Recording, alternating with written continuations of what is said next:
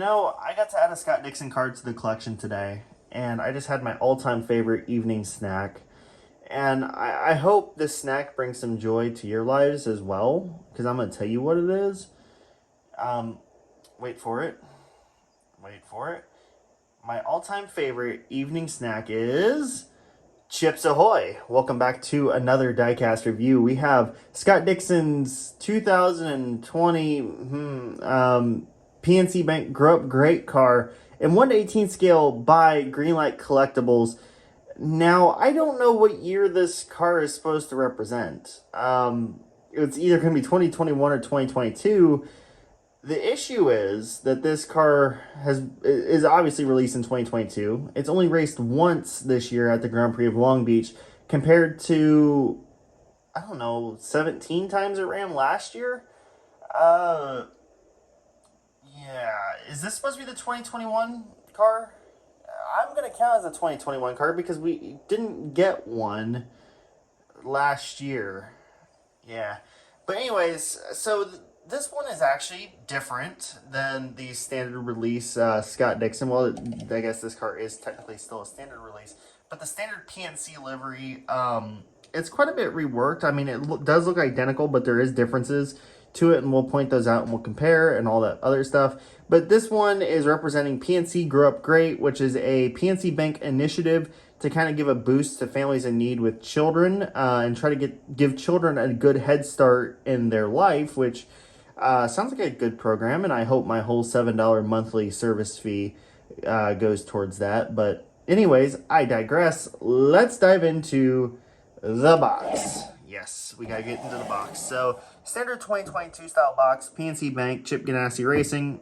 In the back, it's a little hard to see, but you can see all of the tracks that make up the IndyCar schedule. Number 9, Scott Dixon with the New Zealand flag.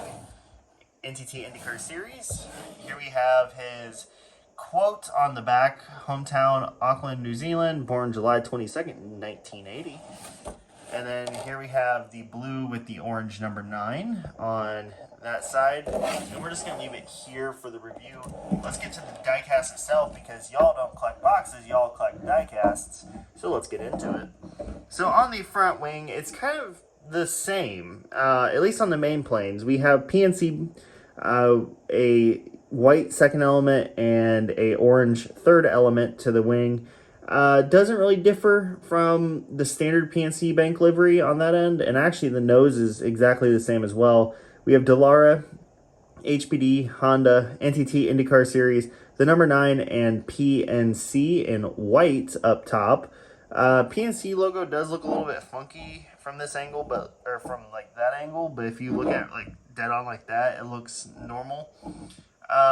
You can see again that really nicely sculpted shock cover that I wish we would have gotten in 2018 with this, with the original R18, because the shock cover, I don't know, it's just aesthetically pleasing, just the way it curves down and meets at this point right here at the base. Anyways, so this is where the differences start to show here on the front wing end plate. You can see it's not a gradient transition from white to orange. Actually, it's kind of meant to be like a crayon. Remember, PNC Grow Up Great is kind of a kids initiative by PNC Bank, so it's kind of like a crayon coloring, kind of really broken up jagged lines in there, but transitions from the white to the orange. The orange up the actual main bulkhead of the nose stays the same. Chrome rims on this one, even though they're not as silver as normal. And here we have Lincoln Welders, Sherwin-Williams, and St. Jude Children's Hospital. And we're starting to see this little issue again, where the underfloor and the actual tub of the car do not really meet up perfectly. We got some more of the crayon design here on the side. It doesn't go as far back necessarily as the gradients does on the standard PNC release. And then we also got some of the crayon markings up on the aero screen for the transition. Unfortunately, this is where my biggest gripe for this car comes in. You can see easily the transition from orange to blue, and it just doesn't look good. Like, I don't know kind of what they were aiming for here. Like, at least they was able to hide it a little bit on the standard release, but this just looks bad. I would have made the white crayon a little bit more heavy where the transition is going to be. That's not how you kind of gradiate anything, but you know, what do I know? I'm only like the foremost Dixon fanatic, or formerly foremost Dixon fanatic, that would like obsess over the details of his cars and stuff, I guess. I don't know. What do I know? Another complaint on this car is the actual halo portion is painted darker orange than, say, the printed part on the aero screen, and actually the orange paint on the front end of the nose. Again, very noticeable, very annoying, and they had the same issue with the standard release as well. So they just can't get the paint to print color application right. And I'm sorry, but that gradients just looks bad. And then you can also see it there as well along where the aero screen meets the tub of the car once again. Just doesn't look good. Yeah, and this isn't a new issue. The thing was, they actually hit it better with the gradients, the standard PNC livery. On top of the side pod, we have PNC bank, and then on the mirrors, we have PNC and PNC on the side.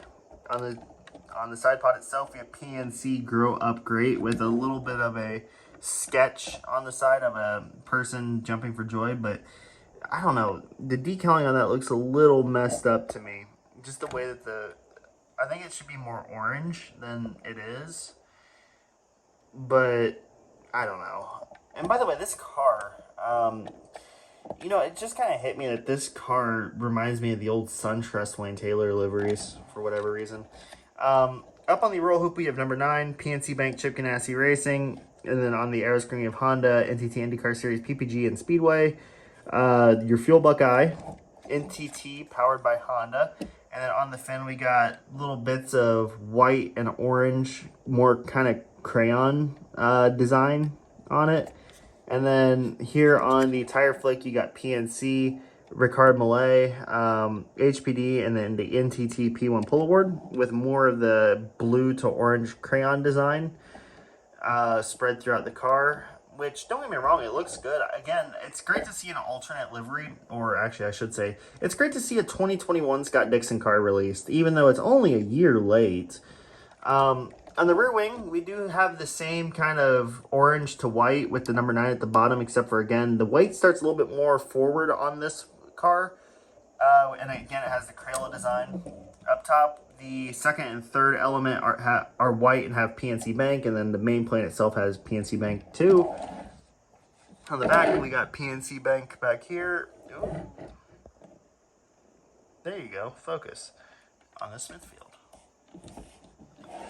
Not everybody's going to get that reference.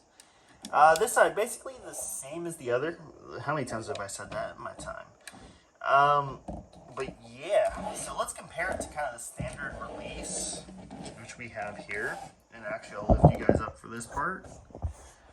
So here you can see the differences between the two. The biggest thing is the gradients on the cars. You know, this one has the standard PNC logo kind of gradiating between the colors. And there you can see the issue with the aero screen once again there. But it's a lot more pronounced on the Grow Up Great car, which, you know, I can't really fault. Or yes, I can actually fault them for that. Greenlight, fix your shit. But you can definitely see the difference in the two. And honestly, if it was between the two, I would honestly choose... That's a difficult one.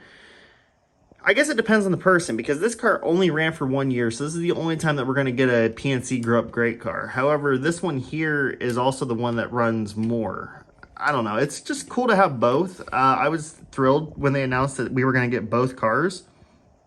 And I'm glad that we do have the Grow Up Great car. It's great to have the only alternative PNC Bank livery that Scott Dixon has had. It's not the only alternative livery that has existed. If you remember back, Rosenquist and Alex Palou both had PNC Bank liveries. And actually, the Rosenquist one I liked better because it was the inverse.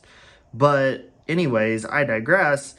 You know, again, this car here ran the 2021 season. That's why I count it as a 2021 car. But it did run once in 2022, and then this is the one that's kind of taken over since, which is back to the standard PNC Bank livery. So, I don't know. If it was between the two, I would say kind of get whatever one you like the most. I mean, there's pros and cons of each one. It's not a terrible car. It definitely needs some work, and it's just like every Scott Dixon car that we've had since the Aeroscreen. They need work. They do need a lot of work still, especially with the gradients on the Aeroscreen. I mean, if you look at it from a distance, it's not bad, but there's still work to be done. And yeah, so that's really it for this review, guys. Out of 10 stars, I would give it a solid 7.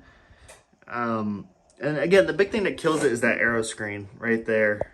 You can see the transition. Like here, at least they kind of hit it with the white gradients, but it's just not right. Anyways, that's it for this review, guys. Thank you so much for watching. It's great to be back. We got the Scott McLaughlin XPEL review coming up next, so stay tuned. And as always, peace out.